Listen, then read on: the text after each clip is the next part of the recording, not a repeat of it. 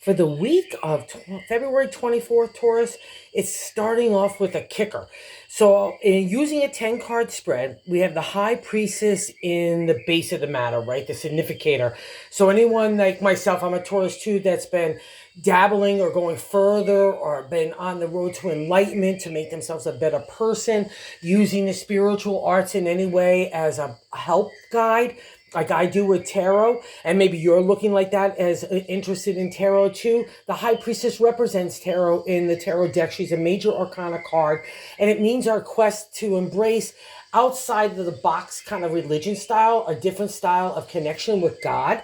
You know, that's what the high priestess is. You develop your own skill sets. Like me, I'm a little bit interested in Buddha, and I was raised a Catholic, and I love tarot. So it's all that kind of mix gets emerged in the high priestess. So you need to let her emerge right now this week. Tune in more to those kind of spiritual tools that you're counting on, and put the vibe out there too. Be a light worker. It's really great exercise to kind of take the vibration that you've learned and helped yourself. Now kind of share it with others. And don't kind of block that either, because the crossing card is the Queen of Cups, which is funky magunky because she's ethereal, she's loving, she's unconditional. Again, you don't get to her or the high priestess or any of the major arcana, seeing the Fool there too, without having been a really good egg throughout all the tough stuff, right? And it's the tough stuff that makes our character, our integrity, our ethics, all these kinds of cards. That's what tarot deals with, how we get our thoughts in our mind and how we get to execute them through our actions and our words.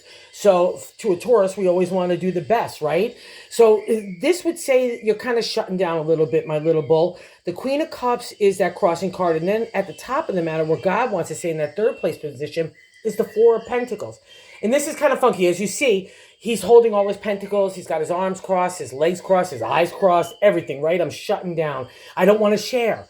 And that's not the vibe of the Four. The Four, again, it comes to a testing point out of maybe some celebration. Now we're getting like a little bit more trials and tribulations of maybe being in relationship or home or work. That's the area of the Pentacles. Or maybe diet. That's, again, all the earth sign stuff. But the Four says, no, no, no. Let's look at the firm foundation the Four gives us in those earth sign areas. And we get to build upon them. We are the builders of the tarot and the zodiac, really, are the farmers. So when we plant a seed, that's our idea. So you need to plant the seeds instead of shutting down, because the Five of Cups is saying in that base of the matter, like the gut of the overall reading, there's been shady McGady stuff. You've had to really look at people in a realistic light. And Taurus doesn't like this. When I first moved to New York, honestly, I was so blown away. I thought everyone was honest, trustworthy, and loyal. Holy macaroni, not the case. So that's the Five. But again, good luck in the area of the hearts. It's the only time you see the cups turned over, because we got to get real. We've got to look at people in a realistic light. And Taurus has always prided themselves of being that. So don't let it deter you from moving forward, because that's just the life lessons on how you get to the High Priestess, or like the Queen of Pentacles, or the Queen of Cups, or the Fool, or even those end results. These are fab cards. So the Queen of Pentacles is business, law, home, family, taking care of everyone. She's like the benevolent leader. She's the benevolent host. You know, she's a goddess. She's the regal leader of all those areas that fall under the domain of Pentacles, of the earth signs, the things in the material world. And she shares it. She's not stingy. She's not shutting down like in the Four. So that's the lessons you've learned, okay? And that's why the Fool is appearing in that 6-card placement of present, right? And look at this guy. He's like dancing, hey! And he's no fool at all. It's energy, enthusiasm, even like a little bit of, like if you're older, like when you thought about when you were a 20-year-old bull, nobody could tell you no. Off you went. That's how I built my career. I went from running nightclubs and bartending, then running nightclubs, and then going into what I did. It's like, how does that happen? Well, nobody could tell me no. I didn't know anything. Off I went. I would learn about it and put myself out there. And that's the Fool. I've got a special connection with God after the trials and tribulations. That's the other thing, too. It's like you realize all anybody can say is no. So what's the big deal? Off you go. And a new day's dawning. See that sun behind you? And you're exuberant. And animal skins. Almost every deck will have some version of this where we're not carrying any baggage forward, including emotional stuff, right? It's all about new. And that's that Page of Pentacles in the 7th placement, which is an extension of the High Priestess. So she wants to get out there and plant some seeds, and so she could build some harvest. It's kind of like what I'm trying to do with the YouTube channel here. And thank you for tuning in. It's like I just don't want to keep my tarot love and the joy that I feel like I could bring to people by myself. And my clients are my friends too. It's like they've all been encouraging me, so it's been fabulous. And that's the page. It's like you get extra help, you get support, you get that youthful energy. Go kick it, Taurus, okay?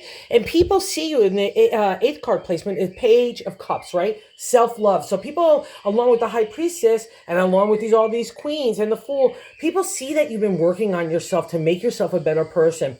And that's really paramount for a Taurus. Again, we rule integrity, loyalty, ethics, character. So we're always striving to be the best. But again, we're always encountered by people in situations that will test that, right? It's not the happy butterflies that get you there. It's the tough stuff. And that's how you get to the High Priestess and the new starts with all these queens telling you, all these women are wrapping their arms around you, say, I got you here. Let's go, Taurus, this week. And the Six of Pentacles is hopes and fears. Six is celebratory state in the area of money, career, home, family, relationship. Again, pentacles. And literally in tarot, it means the gift of money. So we might be wanting the money, and we might be fearful of having to put ourselves out there to get the money. We might be feeling like we get slapped by the universe saying no, and that's not going to happen at all. A Taurus rules money. So, and I bet you if you looked at every tight pocketbook situation in your life, you always made it through. Because we have special favor in that we look for it and we go for it, and God rewards it. It's the vibration of the universe of abundance. But also too, we've got a little special like stardust or four-leaf clover in our back pocket because we rule money, right? So it's either going to be the stingy way or the good way. So that's what you've learned. So believe in it. And that's that outcome card this week. You could have a really groovy, fun time connecting with people, connecting with family, making a big meal for yourself, celebrating the things, whatever it is that makes you feel good as a family. That's the and loved ones and yourself. Treat yourself, even if your family is just pets, whatever it is. The 10 is a completion. So congratulations, my co-bull, sign, because 10 of Pentacles is the happy ending. And that's what you've been aiming for the last couple of years, and you know it's right there. So go get it.